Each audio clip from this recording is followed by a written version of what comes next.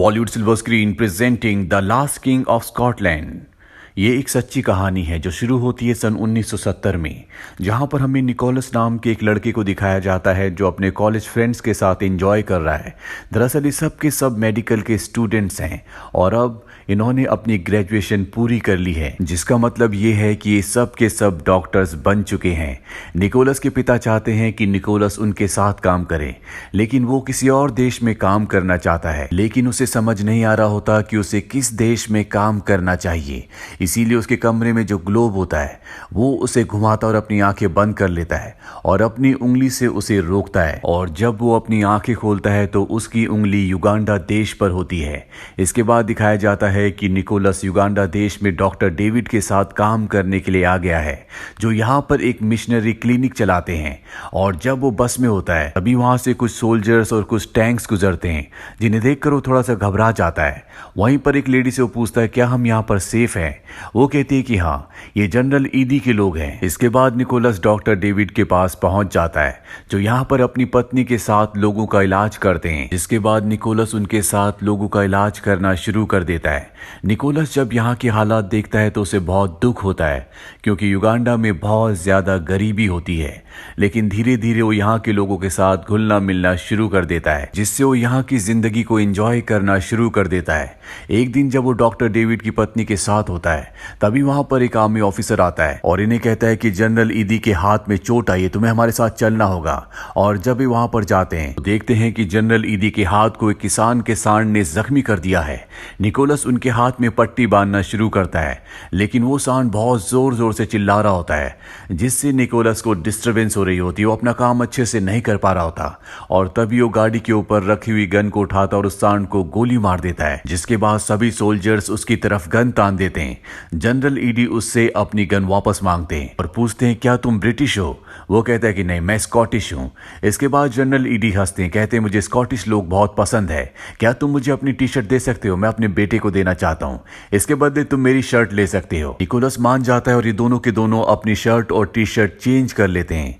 रात को दिखाया जाता है कि निकोलस के कमरे में डॉक्टर डेविड की पत्नी होती है और ये दोनों एक दूसरे के करीब आने लगते हैं। डॉक्टर डेविड की पत्नी कहती है कि ये सब ठीक नहीं है और वहां से चली जाती है। अगली सुबह दिखाया जाता है कि निकोलस को यहां से एक बार फिर से जनरल ईडी के पास ले जाया जाता है, जो निकोलस से बहुत अच्छे से मिलते हैं और कहते हैं कि मैं चाहता हूं कि तुम मेरे पर्सनल डॉक्टर बन जाओ, साथ ही शहर में अपने क्लिनिक को चलाओ ताकि तुम यहां पर कई लोगों की मदद कर सको। पर निकोलस कहता है कि मैं ऐसा नहीं कर सकता, वहां गांव में बस्ती में मेरी जरूरत है, वहां पर लोगों की हालत बहुत ज्यादा खराब है। जनरल ईडी कहते हैं कोई बात नहीं, तुम जो करना चाहो कर सकते हो, और उसे रात को पार्टी में इनवाइट करते हैं। निकोलस पार्टी में आने के लिए मान जाता है। रात को जब वो पार्टी में जाता है तो जनरल ईडी उसे अपनी तीनों वाइफ से और कुछ खास लोगों से मिलवाते हैं, जिससे निकोलस को बहुत अच्छा लगता है। अब निकोलस जब रात को अपने कमरे में सो रहा होता है तभी उसे एक बार फिर से बुलाया जाता और कहा जाता है कि जनरल ईडी की तबीयत बहुत ज्यादा खराब है। निकोलस जब उनके कमरे में जाता है तो वो देखता है कि उनके पेट में बहुत ज्यादा दर्द है। उन्हें लगता है कि किसी ने उन्हें जहर दे दिया है, पर निकोलस समझ जाता है कि उन्हें गैस हुई है और वो उनका पेट दबाता है, जिससे वो पूरी तरह से ठीक हो जाते हैं। जनरल ईडी उसे बहुत पसंद करते हैं। वो बताते हैं कि पहले मैं ब्रिटिश आर्मी में काम किया करता था, जहां पर मेरे ऊपर बहुत जुल्म किए जाते थे।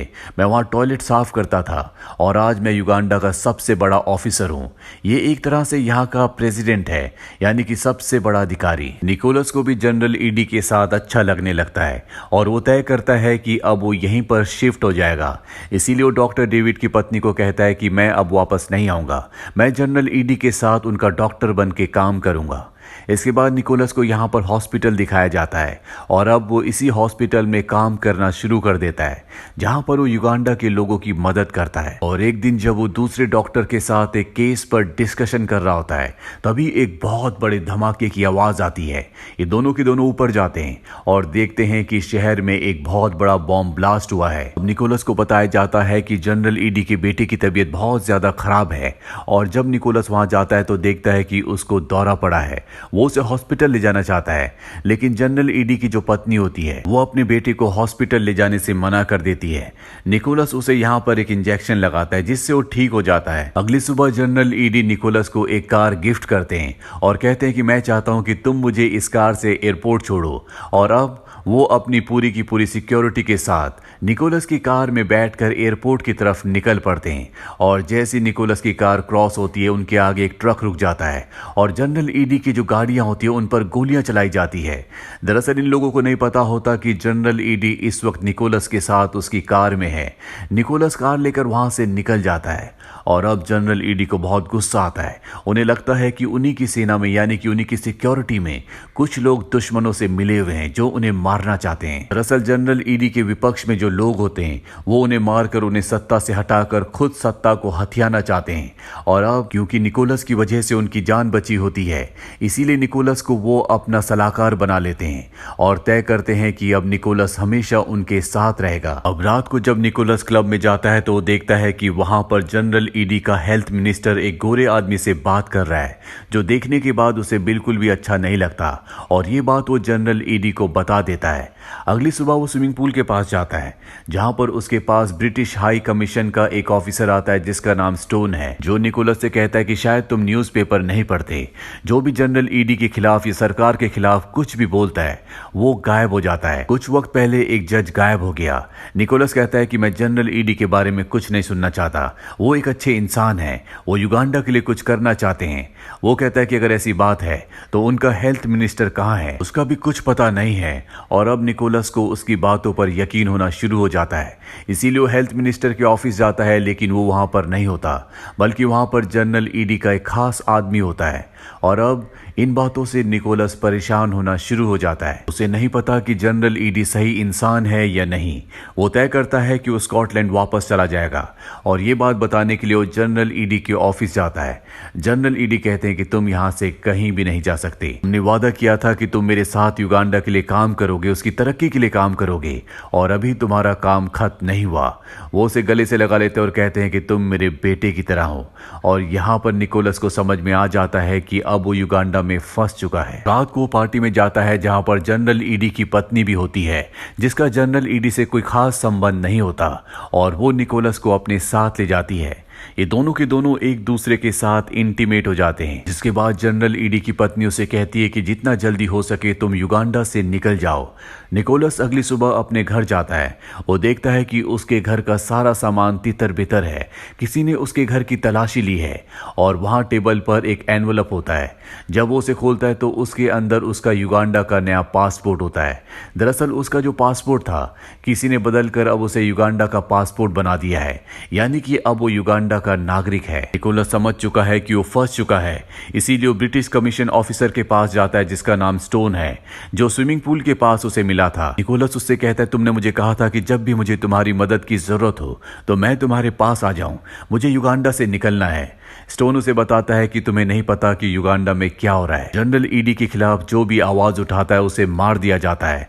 कंट्री साइड में जनरल ईडी ने कई लोगों को मार दिया है, साथ ही उन आदिवासियों को भी जो उसके खिलाफ प्रोटेस्ट करते हैं। वो इंसान नहीं बल्कि एक शैतान है। निकोलस कहता है कि मैं यहां से निकलना चाहता हूं। स्टोन कहता है कि तुम यहां से निकल सकते हो लेकिन इसके लिए तुम्हें भी कुछ करना होगा। निकोलस कहता है तुम्हारा मतलब यह है कि मैं ईडी अमीन को मार दूं और ये कहकर वो वहां से चला जाता है। अब इसी तरह से दिन बीतना शुरू हो जाते हैं और युगांडा के हालात पहले से भी बहुत ज्यादा खराब हो जाते हैं। साथ ही निकोलस हमेशा परेशान और उदास रहता है। वो युगांडा में उस कैदी की तरह है जो आजादी से कहीं भी घूम सकता है। युगांडा के हालात बहुत ज्यादा खराब है। यहाँ पर कत्लेआम की वजह से इंटरनेशनली युगांडा की छवि बहुत ज्यादा खराब हो जाती है, जिसके बाद जनरल ईडी टीवी पर अनाउंस करता है कि ब्रिटिशर्स ने हमारे साथ वादा तोड़ा है, इसीलिए यहाँ पर जितने भी एशियन लोग हैं उन सबको वापस जाना होगा। सबके पास 90 दिनों का वक्त है, जिसके बाद यहां से लोग निकलना शुरू हो जाते हैं। एक दिन निकोलस के पास जनरल ईडी की पत्नी का कॉल आता है जिसके साथ वो इंटीमेट हुआ था और जब वो उससे मिलने के लिए जाता है तो वो बताती है कि वो प्रेग्नेंट है, जो सुनकर निकोलस बहुत ज्यादा परेशान हो जाता है क्योंकि अगर जनरल ईडी को ये बात पता चल गई तो वो इन दोनों को मार देगा। वो वो उसका अबॉर्शन करने के लिए उसे हॉस्पिटल भी नहीं ले जा सकता। इसीलिए हॉस्पिटल जाकर वो अपने एक साथी डॉक्टर से कहता है कि जनरल ईडी की पत्नी का अबॉर्शन करना है, पर वो जनरल ईडी का नाम सुनते ही मना कर देता है, क्योंकि जनरल ईडी को अगर पता चल गया कि उसकी पत्नी प्रेग्नेंट है तो वो सभी डॉक्टर्स को मार देगा, क्योंकि उसका उसकी पत्नी से कोई भी संबंध नहीं था। अब निकोलस खुद ही उसका अबॉर्शन करने के लिए हॉस्पिटल से कुछ दवाइयां लेता है, पर तभी यहाँ पर जनरल ईडी के लोग आ जाते हैं। वो निकोलस को कहते हैं कि तुम्हें जनरल ईडी ने बुलाया है। और जब जनरल ईडी के पास निकोलस जाता है तो बहुत ज्यादा परेशान होते, वो एंग्जाइटी में होते हैं। वो कहते हैं कि देखो न्यूज़पेपर में मेरे बारे में क्या क्या लिखा है, मुझे शैतान और दरिंदा कहा जा रहा है, मुझे क्या करना चाहिए, तुम मेरे सलाहकार हो, तुम मुझे सलाह दोगे। निकोलस कहता है कि तुम यहां से विदेशी पत्रकारों को मत निकालो, अगर तुमने ऐसा किया तो वो तुम्हारे बारे में इंटरनेशनली और भी उल्टा सीधा लिखेंगे, जिससे तुम्हारी छवि और भी खराब हो जाएगी। तुम्हें उन सबको बुलाना चाहिए, उन सबसे अच्छे से बात करनी चाहिए ताकि वो तुम्हारे बारे में अच्छा लिखें। जनरल ईडी को ये बात बहुत अच्छी लगती है, इसीलिए वो प्रेस कॉन्फ्रेंस करते हैं जिसमें वो निकोलस को भी अपने साथ रखते हैं और अब वो सबसे अच्छे से बात करना शुरू कर देते हैं। निकोलस किसी भी तरह से जनरल ईडी की पत्नी तक पहुंचना चाहता है और जैसे ही उसे मौका मिलता है वो प्रेस कॉन्फ्रेंस छोड़कर जनरल ईडी की पत्नी के घर जाता है, पर उसे पता चलता है कि उसे हॉस्पिटल ले जाया गया है और अब वो सीधा हॉस्पिटल जाता है। पूरा हॉस्पिटल खाली होता है और जब वो ऑपरेशन थिएटर में जाता है तो देखता है कि वहां पर जनरल ईडी की पत्नी को बेरहमी से मार दिया गया है। उसके हाथों की जगह पैर और पैरों की जगह हाथ लगा दिए गए होते हैं। इससे वो पूरी तरह से आग बबूला हो जाता है और अब वो तय कर लेता है कि वो जनरल ईडी से बदला लेगा। वो जनरल ईडी की सरदर्द की टैबलेट लेकर उसके पास पहुंचता है। जनरल ईडी से कहता है कि मेरी पत्नी ने मुझे धोखा दिया था, इसीलिए मैंने पूरी दुनिया के सामने एक मिसाल कायम की। निकोलस उसकी सरदर्द की गोली उसे दे देता और वहां से निकलने लगता है, पर वो बहुत जल्दी में निकल रहा होता है। इसीलिए यहाँ पर जनरल ईडी का जो सबसे खास आदमी उसका राइट हैंड होता है, उसे उस पर शक हो जाता है और इससे पहले कि वो गेट को क्रॉस करता उसे रोक लिया जाता है। उसे कहा जाता है कि जनरल ईडी ने तुम्हें बुलाया है। जनरल ईडी के पास जब वो जाता है तो बताया जाता है कि युगांडा में एक प्लेन आ रहा है जिसे हमारे पैलेस्टीन भाइयों ने हाईजैक किया है, जिसमें बहुत सारे इजरायली लोग हैं और बहुत सारे विदेशी भी हैं। पूरी दुनिया की नजर अब युगांडा पर होगी, हमें वहां पर जाना होगा। और अब ये कार से एयरपोर्ट की तरफ निकलते हैं। अभी भी जनरल ईडी के पास वो टैबलेट्स होती हैं जो उसे निकोलस ने दी है। कार से उतरने से पहले वो उस टैबलेट को वहीं गाड़ी में छोड़ देते हैं। निकोलस उसे उठाने वाला होता है, लेकिन तभी जनरल ईडी का जो राइट हैंड होता है वो उन टैबलेट्स को उठा लेता है और अब ये सब के सब एयरपोर्ट के अंदर पहुंच जाते हैं, जहां पर निकोलस बंदी यात्रियों को देखने लगता है और तभी वो देखता है कि जनरल ईडी का राइट हैंड जिसके पास टैबलेट्स हैं वो उन टैबलेट्स को लेकर एक सिपाही के पास जाता है और उस सिपाही को टैबलेट खाने के लिए कहता है, पर इससे पहले कि वो खाता निकोलस उसे रोक लेता है। अब इन्हें समझ में आ गया है कि ये जहर है, इसीलिए निकोलस को पकड़कर बहुत बुरी तरह से मारा जाता है। एक कमरे में ले जाया जाता है जहां पर जनरल ईडी उसके पास आते हैं और कहते हैं कि मुझे पता था कि तुम्हारा मेरी पत्नी के साथ अफेयर है और हमारे गांव में, हमारे कबीले में जब भी कोई अपने से बड़े आदमी की पत्नी के साथ कुछ भी गलत करता है तो उसे पेड़ से लटका दिया जाता है और जब जब उस आदमी की चीखें निकलती है तब तब उस आदमी के अंदर से बुरी ताकतें बाहर निकलती है और इसके बाद निकोलस को भी लटका दिया जाता है। उसे बहुत दर्द हो रहा होता है। वहीं जनरल ईडी अब उन लोगों के पास जाते हैं जिन्हें यहाँ पर हाईजैक करके लाया गया है।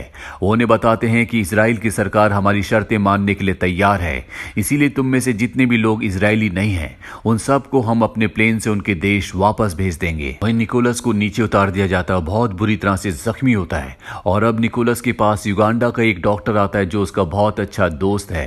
वो निकोलस को कहता है कि यहाँ पर जितने भी बंदी बनाए गए हैं जिनमें इजरायली नहीं है उन सबको प्लेन से वापस भेजा जा रहा है। मैं चाहता हूं कि तुम भी उनके साथ यहां से निकल जाओ। वो उसकी मरहम पट्टी करता है और उन विदेशी यात्रियों में शामिल कर देता है जिन्हें अब छोड़े जाने वाला है। ये सब के सब प्लेन में बैठना शुरू कर देते हैं।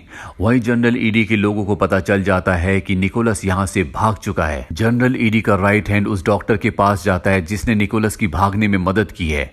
वो उससे निकोलस के बारे में पूछता है लेकिन वो कुछ नहीं बताता।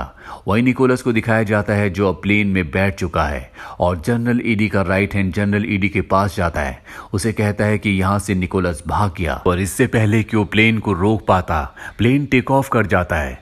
जहां पर निकोलस को दिखाया जाता है जिसकी आंखों में आंसू है, क्योंकि वो जानता है कि जनरल ईडी अमीन की वजह से युगांडा के लोग बहुत ज्यादा दर्द में है। वो उनके ऊपर बहुत ज्यादा अत्याचार करता है। जनरल ईडी अमीन किसी भी एंगल से इंसान नहीं था, बल्कि वो एक शैतान था। उसने अपने शासनकाल में 3 लाख युगांडा वासियों को मार दिया था, जिनका कोई भी कसूर नहीं था, और इन 3 लाख में मासूम बच्चे और औरतें भी थी। जब उसने एशियन लोगों को अपनी कंट्री से निकाला था तो उसमें 90,000 हिंदुस्तानी भी थे। प्लेन हाईजैक की घटना के बाद जनरल ईडी अमीन पूरी दुनिया में बदनाम हो गया, और उसने सबसे बड़ी गलती 1979 में की, जब उसने तंजानिया के ऊपर हमला कर दिया, जिसके बाद उन्होंने काउंटर अटैक किया और युगांडा की राजधानी कंपाला पर अपना अधिकार कर लिया, जिसके बाद ईडी अमीन को सत्ता से निकाल दिया गया। साथ ही उसे देश निकाला भी दे दिया गया, जिसके बाद वो सऊदी अरेबिया रहा। सन 2003 में सऊदी अरेबिया में ही उसकी मौत हो गई, और इस तरह से उसका अंत हुआ। ये फिल्म ईयर 2006 में रिलीज हुई थी। IMDb पर इसकी रेटिंग है 7.6। उम्मीद करते हैं कि ये कहानी आपको पसंद आई होगी।